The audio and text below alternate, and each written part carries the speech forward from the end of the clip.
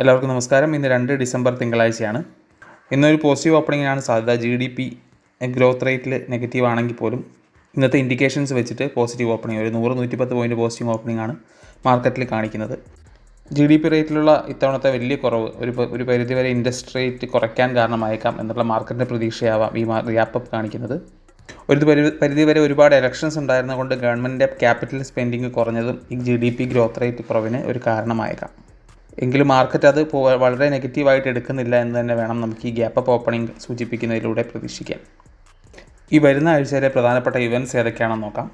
Monetary policy committee meeting ഉണ്ട് December 6-ന്. അതിലൊരു rate cut വരുമെന്ന് നമുക്ക് പ്രതീക്ഷിക്കേണ്ടിയിരിക്കുന്നു. ഒരുപക്ഷെ ഇതിന് വന്നില്ലെങ്കിൽ ഫെബ്രുവരിയിൽ വരാൻ പോകുന്നതിലായിരിക്കാം റേറ്റ് കട്ട് വരുന്നത്. ഇത് മാർക്കറ്റിന് വലിയൊരു ഊർജ്ജം നൽകുന്നുണ്ട്.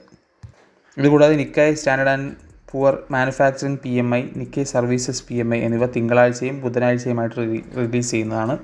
ക്യാഷ് റിസർവ് റേഷൻ ഡാറ്റ വ്യാഴാഴ്ച പുറത്തുവിടുന്നതാണ്. യുണൈറ്റഡ് സ്റ്റേറ്റ്സ് തിങ്കളാഴ്ച മാനുഫാക്ചറിംഗ് PMIയും S&P ഗ്ലോബൽ കോമ്പോസിറ്റ് PMI വെനസ്ഡേയും പുറത്തുവിടുന്നതാണ്. ബുധനാഴ്ച ഫെഡറൽ റിസർവ് ചെയർ ജെറോം പവലിൻ്റെ സ്പീച്ച് ഉണ്ട്.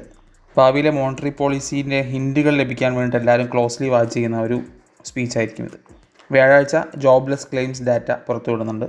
അൺഎംപ്ലോയ്മെൻറ്റ് റേറ്റ് വെള്ളിയാഴ്ച പുറത്തുവിടുന്നുണ്ട്. അതുകൂടാതെ ഈ വെള്ളിയാഴ്ചയാണ് യൂറോപ്പിൻ്റെ GDP ഡാറ്റ റിലീസ് ചെയ്യുന്നത്. മാനുഫാക്ചറിംഗ് PMI യൂറോപ്പിൻ്റെ തിങ്കളാഴ്ചയായിരിക്കും, സർവീസസ് PMI ബുധനാഴ്ചയായിരിക്കും. ഇത് നമ്മുടെ മാർക്കറ്റിലേക്ക് വരുമ്പോൾ 2 ഇൻഡിസസും റിക്കവറിയാണ് നമുക്ക് കാണാൻ സാധിക്കുക. നിഫ്റ്റി 216 പോയിൻറ്റ് ഉയർന്ന് 24,139, സെൻസെക്സ് 759 പോയിൻറ്റ് ഉയർന്ന് 79,802 ക്ലോസ് ചെയ്തത്.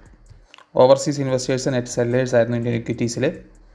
4,383.6 കോടിക്കാണ് അവർ സെല് ചെയ്തത്. അതേസമയം ഡൊമസ്റ്റിക് ഇൻസ്റ്റിറ്റ്യൂഷണൽ ഇൻവെസ്റ്റേഴ്സ് 5,723 കോടിക്കാണ് ബൈ ചെയ്തത്. ഇന്ത്യൻ റുപ്പി 84.49 രൂപ പെർ ഡോളർ നിരക്കിൽ ഫ്ലാറ്റ് ആയിരുന്നു. ബ്രന്റ് ക്രൂഡ് 0.07% താഴ്ന്ന് $73.23 പെർ ബാരലും, ഗോൾഡ് 0.92% താഴ്ന്ന് $2,662.7 പെർ ഔൺസിലുമാണ് ക്ലോസ് ചെയ്തത്. ഇന്നത്തെ പ്രധാനപ്പെട്ട സ്റ്റോക്കുകളുടെ ന്യൂസുകൾ നോക്കുമ്പോൾ ആദ്യം ആസ്റ്റർ DM ഹെൽത്ത് കെയർ ആണ്. ഈ company Blackstone TPG back ചെയ്ത ക്വാളിറ്റി കെയർ ഇന്ത്യ ലിമിറ്റഡുമായിട്ട് ഷെയർ സ്വാപ്പ് എഗ്രിമെൻറ്റ് സൈൻ ചെയ്തിട്ടുണ്ട്. അതോടെ ഇവർ ഇന്ത്യയിലെ നമ്പർ 3 ഹോസ്പിറ്റൽ ഓപ്പറേറ്ററായി മാറുകയാണ്. അടുത്ത RVNL ആണ്. RVNL പോസിറ്റീവ് ന്യൂസാണ്. 643 കോടിയുടെ ഒരു ഇൻഫ്രാ പ്രൊജക്റ്റിൻ്റെ ലോവസ്റ്റ് ബിഡറായി RVNL മാറിയിട്ടുണ്ട്. RVNL ഇന്ന് ഇതുകൊണ്ട് തന്നെ ഒരു പോസിറ്റിവിറ്റി നമുക്ക് കാണാവുന്നതായിരിക്കും. അടുത്ത KEC ഇൻ്റർനാഷണൽ ആണ്. KEC ഇൻ്റർനാഷണൽ 1,040 കോടി രൂപയുടെ ഒരു transmission and distribution business order ലഭിച്ചിട്ടുണ്ട്. അടുത്ത റിലയൻസ് ഇൻഫ്രാസ്ട്രക്ചർ ആണ്. ഈ കമ്പനിയുടെ റിലയൻസ് വെലോസിറ്റി 2 പുതിയ സബ്സിഡറീസിന് രൂപം കൊടുത്തിട്ടുണ്ട്. റിലയൻസ് പെർഫെക്റ്റ് EVയും റിലയൻസ് പ്യുവർ EVയാണിത്.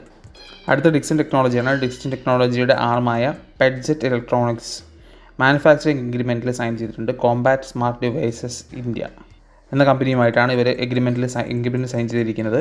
ഗൂഗിൾ പിക്സൽ ഫോണുകളുടെ പ്രൊഡക്ഷനാണ് ഇവർ എഗ്രിമെൻറ്റ് ചെയ്തിരിക്കുന്നത്. ഇത്രയുമാണ് ഇന്നത്തെ പ്രധാനപ്പെട്ട വാർത്തകൾ. ഇനി IPOയിലോട്ട് കയറാം. സുരക്ഷ ഡയഗ്നോസ്റ്റിക് എന്ന കമ്പനിയുടെ IPO ഇപ്പോൾ ലൈവാണ്. 0.11 ടൈംസ് ആണ് ഡേ 1 സബ്സ്ക്രൈബ് ചെയ്യപ്പെട്ടത്. വീക്ക് സബ്സ്ക്രിപ്ഷൻ ആണെന്ന് കാണാം.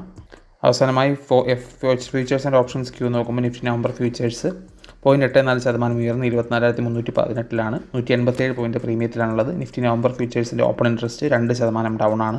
നിഫ്റ്റി ഓപ്ഷൻസ് ഡിസംബർ 5-ന് എക്സ്പയറി ഉള്ളതിൻ്റെ മാക്സിമം കോൾ ഓപ്പൺ ഇൻട്രസ്റ്റ് 26,000-ലും മാക്സിമം പുട്ട് ഓപ്പൺ ഇൻട്രസ്റ്റ് 23,500-ലുമാണെന്ന് കാണാം.